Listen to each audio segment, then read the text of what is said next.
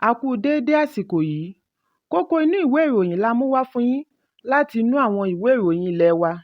Orúkọ tèmi ni Ọmọgbémisọ́lá ọmọ Alọ́gọ̀madẹ̀. Nínú èròǹgbà ti fi ara pàṣípààrọ̀ owó náírà balẹ̀ pẹ̀lú ti ilẹ̀ òkèèrè ní ilé ìfowópamọ́ àgbà CBN fi pàṣẹ fún àwọn ilé ìfowópamọ́ kí wọ́n tètè ta gbogbo àfipamọ́ owó dọ́là ọwọ́ wọn ní kíákíá kí ó tó di ọjọ́ kìíní oṣù kejì. Nínú ìwé àkíyèsí sákúlà tí CBN yọ̀ǹda lánàá ni ó ti ṣe ìkìlọ̀ fún àwọn tí wọ́n ń kó owó dọ́là pamọ́ fún èrè gọbọi dẹ̀yìn. Gẹ́gẹ́ bí àtẹ̀jáde náà ti ṣàlàyé, CBN ní ìgbàgbọ́ wípé àwọn ilé ìfowópamọ́ ń ṣe àpamọ́wọ́ owó ilẹ̀ òkèèrè kí wọ́n lè rí èrè gọbọi bí owó náírà ṣe ń bàjẹ́ sí i. Àtẹ̀jáde yìí ni ó yànnàná ìgbésẹ̀ tí yóò ṣe àdínkù sí àtúbọ̀tán ìgbésẹ̀ àwọn ilé ìfowópamọ́. Àkíyèsí yìí ń wáyé lẹ́yìn wákàtí méjìdínlógún tí CBN yọ̀ǹda ìwé àkíyèsí láti fi ṣe ìkìlọ̀ fún ilé ìfowópamọ́ àti àwọn oníṣòwò pàṣípààrọ̀ owó kí wọ́n yéé gbé ìròyìn ẹlẹ́jẹ̀ kiri lórí iye tí pàṣípààrọ̀ owó dà. Bákan náà ni wọ́n ṣe àfihàn ìgbésẹ̀ tuntun láti máa fi kéde iye pàṣípààrọ̀ owó láti ọ̀dọ̀ àjọ FMDQ. Àgbéyẹ̀wò yìí ti wá mú kí official exchange rate kúrò lórí ₦900 per dollar sí $1,480 per dollar. Náírà parí iṣẹ́ sí $1,450 ní alẹ́ ọjọ́ Ìṣẹ́gun. Ìgbésẹ̀ CBN ní àwọn ọ̀jọ̀gbọ́n lórí ọrọ̀ ajé àti àwọn tí ọ̀rọ̀ kàn gbóríyìn fún bí wọ́n ti ké sí CBN kí ó palẹ̀mọ́ gbogbo àjẹ́lẹ̀ gbèsè tí ó tún lè mú ìfàsẹ́yìn bá owó náírà. Fún ìdí èyí ni CBN ṣe pàṣẹ kí gbogbo ilé ìfowópamọ́ tètè ta àpọ̀jù dọ́là tí wọ́n kó pamọ́ kí ilẹ̀ ọjọ́ òní tó ṣú. Ìwé àkíyèsí tí ó jáde ní ọjọ́ 21 oṣù Kínní ọdún 2024 ni adarí pàṣípààrọ̀ owó fún CBN Dókítà Hasan Mahmud buọwọ́ lù pẹ̀lú aṣojú adarí alámòjútó ìfowópamọ́ fún CBN ìyáàfin Rita Shike. Ẹ̀kúnrẹ́rẹ́ ìròyìn yìí wà nínú ìwé ìròyìn Punch tó jáde lónìí. Gómìnà ìpínlẹ̀ Ọ̀yọ́ Ṣèyí Mákindé ti buọwọ́ lu àbádòfin àṣẹ lórí títọ́jú ìdúgbàmù pamọ́ láàrin ìpínlẹ̀. Nínú apá kan àbá yìí ni gómìnà ti fi gbèdéke wákàtí 72 fún ẹnikẹ́ni tí ó bá ní ìdúgbàmù tí ó lè ṣe ìpalára fún ọmọlàkejì kí ó tètè wá sọ ní gbangba wálíà. Òfin tuntun yìí ń wáyé lẹ́yìn ọ̀sẹ̀ méjì tí ìdúgbàmù wáyé láàrin ìpínlẹ̀ tí ó ṣekú pa ènìyàn 5, àwọn 77 dèrò ilé ìwòsàn nígbà tí ilé 62 di ìparun ní Àdéhì, agbègbè Bódìjà àtijọ́, ìlú Ìbàdàn. Bí ìjọba àpapọ̀ ṣe bẹ̀rẹ̀ ìwádìí lórí ohun tí ó ṣe okùnfà ìṣẹ̀lẹ̀ yìí ni Mákindé ní ìwádìí àkọ́kọ́ ṣe àfihàn wípé àwọn kan tọ́jú ìdúgbàmù olóró sí agbègbè. Ó ní ẹni bá kọ̀ láti tẹ̀lé àṣẹ ìjọba tí ó tún ṣe ìpamọ́ ohun ìjà olóró yóò rí ìjìyà lábẹ́ òfin ìwà ọ̀daràn lábẹ́ ìwé òfin ìpínlẹ̀ àti ìjọba àpapọ̀. Níbi ayẹyẹ ráńpẹ́ tí wọ́n wáyé níbi ìbọwọ́lù àbádòfin ní ọ́fíìsì gómìnà tí ó wà ní Agodi, Ìbàdàn lánàá ni Mákindé ti sọ wípé èyí wáyé látàrí ìdúgbàmù tí ó wáyé ní ọjọ́ 16 oṣù Kínní. Òfin yìí wà fún ṣíṣe àmójútó ìdúgbàmù olóró àti àwọn nǹkan mìíràn tí ó lè fa ìpalára fún ọmọ ènìyàn láàrin ìpínlẹ̀. Ó fi ìgbàgbọ́ rẹ̀ hàn wípé ìgbésẹ̀ yìí yóò dènà irúfẹ́ ìjàmbá bẹ́ẹ̀ lọ́jọ́ iwájú. Bí wọ́n ti ké sí gbogbo olùgbé àti iléeṣẹ́ láàrin ìpínlẹ̀ Ọ̀yọ́ kí wọ́n tẹ̀lé òfin tuntun láti ọ̀dọ̀ ìjọba ìpínlẹ̀ Ọ̀yọ́. Ẹ̀kúnrẹ́rẹ́ ìròyìn yìí wà nínú ìwé ìròyìn Punch tó jáde lónìí.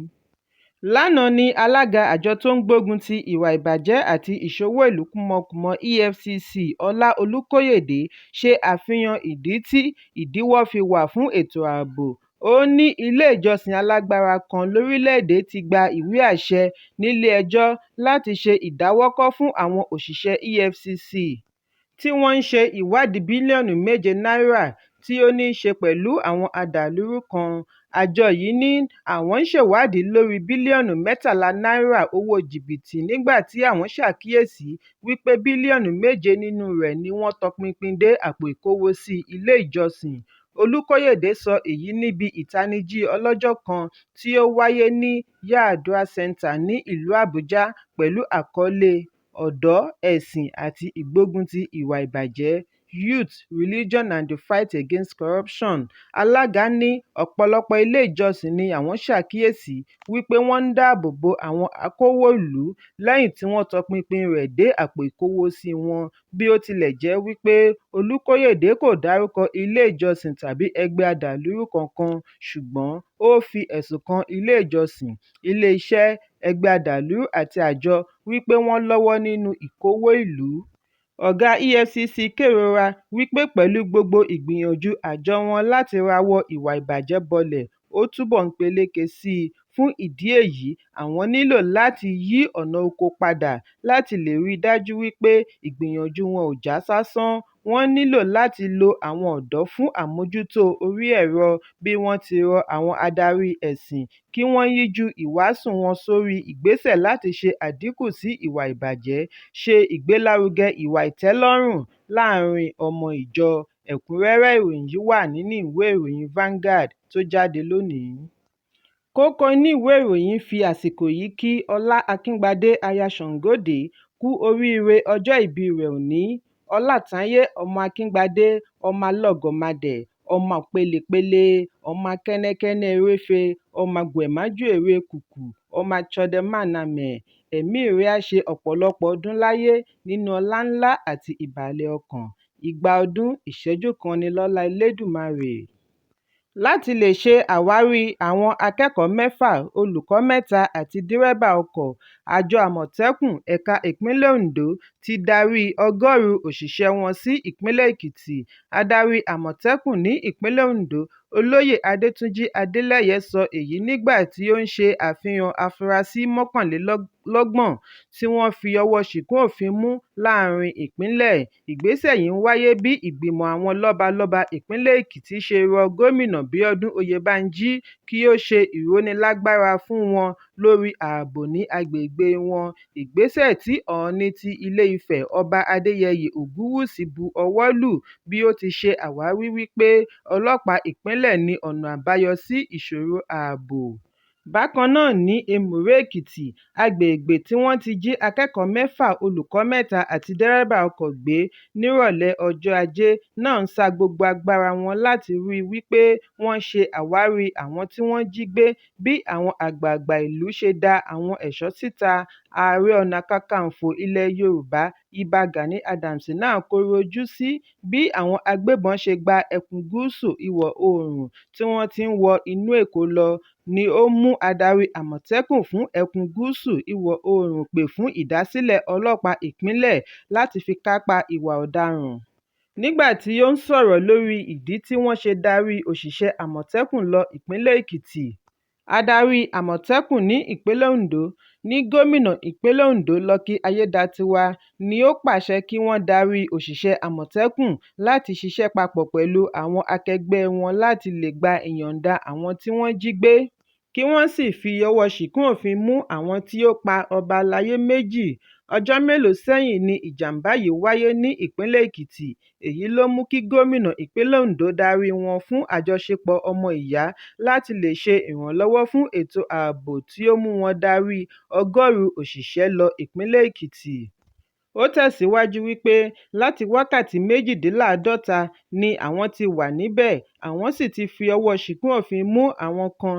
Ìgbìyànjú ṣì ń lọ lọ́wọ́ bí ó ti fi dá èèyàn rere ìpínlẹ̀ Ondo lójú wípé kò séwu, ààbò tó péye wà fún ìlú, kí wọ́n ṣe àfisùn ìrìnsí tí ó bá mú ìfura lọ́wọ́ láàrin agbègbè ní kíákíá kí àwọn náà lè tètè gbé ìgbésẹ̀ kí ó tó kọjá àfaradà. Ó ní àwọn ń rí àwọn arìnrìn-àjò tí ó ń wọ inú ìlú wá káàkiri orílẹ̀-èdè pẹ̀lú àwáwí wípé àwọn wá ṣọdẹ. Ìjọba sì ti jẹ́ kí ó di mímọ̀ wípé kí wọ́n kọ́kọ́ wá gba àṣẹ kí wọ́n tó wọ inú igbó fún iṣẹ́ kankan. Ẹ̀kúnrẹ́rẹ́ ìròyìn yìí wà nínú ìwé ìròyìn Vanguard tó jáde lónìí. Ilé ìjọsìn Household of David tí ó wà ní òpópónà Sùúrùlérè, agbègbè Adeniyi Jones ní ìjọba ìbílẹ̀ Ìkẹjà, ìpínlẹ̀ Èkó ti pàdánù gbọ̀ngàn ilé ìjọsìn oní ẹgbẹ̀lẹ́gbẹ̀ mílíọ̀nù náírà sí ìjàmbá iná. Ìròyìn jábọ̀ wípé ìṣẹ̀lẹ̀ yìí wáyé láàárín aago 10 òwúrọ̀ Ọjọ́rú, nígbà tí ó ń fìdí ẹ̀ múlẹ̀ fún akọ̀ròyìn nínú ìfọ̀rọ̀wánilẹ́nuwò orí ẹ̀rọ ìbánisọ̀rọ̀. Agbẹnusọ fún ilé-iṣẹ́ panápaná Amodu Shakiru fìdí ẹ̀ múlẹ̀ wípé àjà ilé ìjọsìn ọ̀hún móoru, èyí ló mú já lulẹ̀ kí iná tó ṣẹ́yọ. Ó fi kún un wípé iléeṣẹ́ panápaná ìpínlẹ̀ Èkó, Lasambos, Lasema àti Red Cross ni àwọn àjọ tí ó péjú pésẹ̀ síbi ìṣẹ̀lẹ̀ ọ̀hún. Shakiru ní lára àwọn nǹkan tí iná yìí bàjẹ́ láti rí ohun ẹ̀ṣọ́, furnishing àti gbọ̀ngàn ilé ìjọsìn auditorium. Nígbà tí ó ń fèsì sí ìṣẹ̀lẹ̀ yìí pẹ̀lú àfihàn fídíò lórí ẹ̀rọ abánidọ́rẹ̀ẹ́ Instagram, pásítọ̀ àgbà ìjọ House of David Olúṣọlá Ọ̀ṣunmákindé sọ wípé ìṣẹ̀lẹ̀ ọ̀hún jẹ́ ìrírí tó nira, painful experience. Ó ní ẹnìkan tí ó ń kọjá lọ fi òun ṣe yẹ̀yẹ́ wípé níbo ni Jésù rẹ̀ wà nígbà tí èyí ń ṣẹlẹ̀. Ó ní gbogbo ẹ̀rọ amúlétutù, àga àti àwọn ohun èlò mìíràn ní iná ti parun. Bí ó ti dúpẹ́ wípé ẹ̀mí kankan ò ṣòfò, ohun gbogbo ń lọ ṣiṣẹ́ papọ̀ fún rere, èyí kò ní mú wọn kọsẹ̀ ní agbára Ọlọ́run, ohun gbogbo á ṣiṣẹ́ papọ̀ fún rere. Ẹ̀kúnrẹ́rẹ́ ìròyìn yìí wà nínú ìwé ìròyìn Punch tó jáde lónìí. Àwọn agbébọn tí wọ́n ń da ìlú Àbújá láàmú ni a gbọ́ wípé wọ́n tún ti jí adarí Federal Housing Authority ní agbègbè ilé ìjọba ìlú Àbújá, Arundova gbé. Ìròyìn jábọ̀ wípé ìṣẹ̀lẹ̀ yìí wáyé lówùúrọ̀ òní láàárín aago 12:30 òru ní Pambara New Extension, agbègbè ilé ìjọba ìbílẹ̀ Council Buhari. Pambara New Extension ni wọ́n ní ó jẹ́ 200 mítà láti ibi ìpàgọ́ àwọn ológun àti checkpoint ní agbègbè Buhari. Àwọn oníṣẹ́ láabi yìí ni a gbọ́ wípé wọ́n gé barbed wire tí wọ́n fi ráàyè fo ògiri ọgbà wọ inú ilé. Agbẹnusọ ọlọ́pàá agbègbè ilé ìjọba SP Josephine Adé kọ̀ láti fèsì sí gbogbo ìbéèrè tí wọ́n fi ránṣẹ́ sí i títí di àsìkò ìkóròyìn yìí jọ.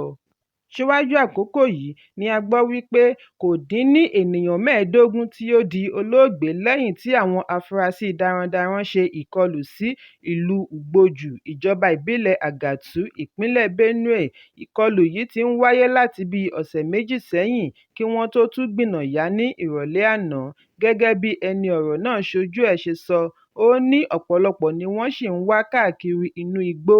Ọmọ ẹgbẹ́ ilé ìgbìmọ̀ tó ń ṣaṣojú Àgàtú constituency, Godwin Edor fìdí ìṣẹ̀lẹ̀ yìí múlẹ̀. Ó ní ìrọ̀lẹ́ àná ni ó wáyé.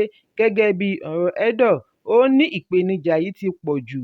Òun ti fi àwòrán rẹ̀ ránṣẹ́ sí ojú òpó gómìnà àti igbákejì rẹ̀. Ẹ̀kúnrẹ́rẹ́ ìròyìn yìí wà nínú ìwé ìròyìn Daily Post tó jáde lónìí.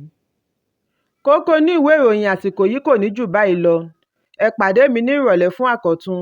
Kí a tó lọ, ẹ má ṣaláì fi àríwísí yín ránṣẹ́, ìyẹn comment, kí ẹ sì bá wa subscribe sójúnà wa lórí YouTube kí Kókó ní ìwé ìròyìn lè máa tẹ̀ yín lọ́wọ́ ní kíákíá.